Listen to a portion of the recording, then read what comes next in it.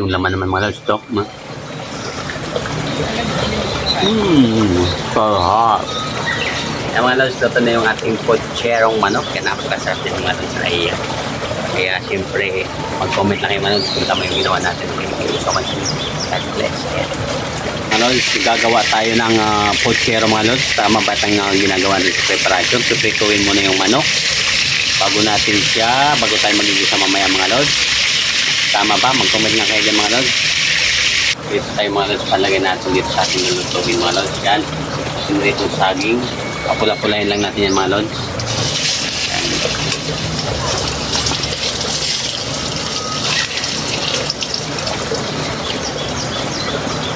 Mga lods, medyo nasunog yung ating panlagay sa putsero.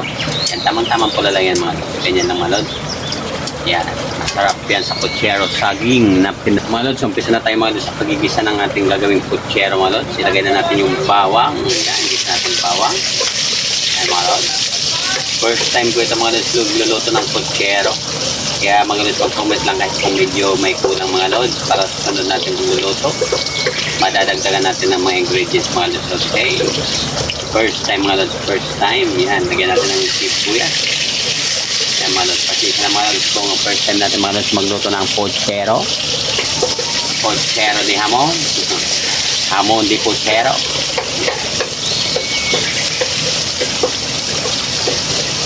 Medyo palapasin lang natin mga lods yung aroma niyan. Aroma ng ating sangkap. Kaya mga lods, kumisang nilagay sila ng chorizo yan mga lods para sa kanyang pang pasarap doon ng pochero yan mga lods. Yan, tikman natin mga lods. Kaya first time natin mga lods. First time magluto ng puchero.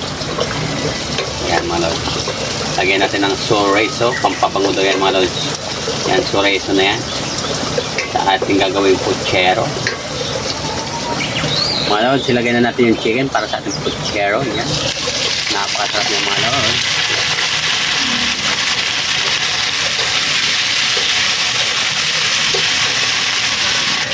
Mga lods, halo-haloin natin mga lods ang ating gagawing puchero. Napakasarap na rin. Mag-comment lang kami yun naman. Mag-comment lang kayo kung ano yung ating dapat gawin sa pagluluto ng puchero mga lods. Dahil first time natin lods. First time ni lods magluto ng puchero. Yan, lagyan natin mga lods ng ating tomato sauce. Yan mga lods. Para mas lalo na sumiksik yung lasa ng ating puchero mga lods.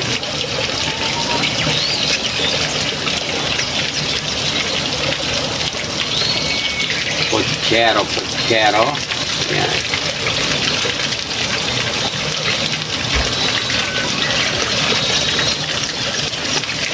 Haluin lang natin mga lods.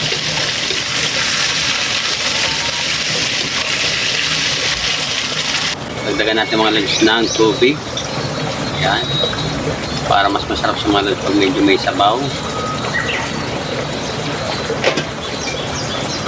Yan. Comment lang yung mga lods kung tama yung ating ginagawang pagluto ng puchero mga lods. Papalapot-laputin na natin yan mga lods.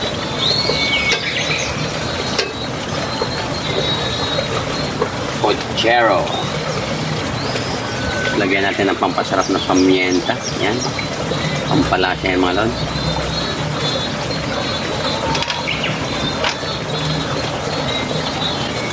Lagyan na rin natin ng konting asin mga lods. Konting lang. Lagyan na rin mga lods ng magic syrup. Yan mga lods. Mga lods ng 4 cubes. Yan. Ayan nga mga lods, malapit-lapit na itong maluto yung ating ginagawang puchero. Konting inhin na lang ito mga lods. Ilalagay na natin yung mga iba pang pampalasa para ito ay tayo kumain ng mga lods. Ayan, konting-konti na lang, inhin na lang mga lods. Mga lods, ilagay na natin yung ating mga gulay mga lods. Yan, ilagay na natin yung repolyo. Yan. Para mas lalo pang sumarap mga lods yung ating ginagawang puchero. Yan mga lods. At mas lalo pang pinasustansya. Lagyan din natin mga lods ng pechay. Yan, napakasarap din mga lods. Yan. Puchero mga lods. Puchero din mula. Pucherong manok. Yan mga lods. Yan.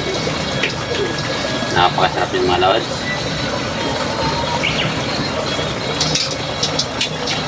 Para mas lalo pang lumasa mga lods, ilagay na natin yung ating pinritong saging. Yan. Yung puchero. Yan, napakasarap ng mga lods. Kaya, ano pang gagawin nyo? Mag-comment naman lods kung tama yung ginawa kong puchero o sakto ng mga lods.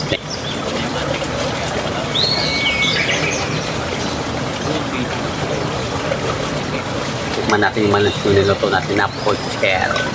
Puchero di hamon yung mga lods. No?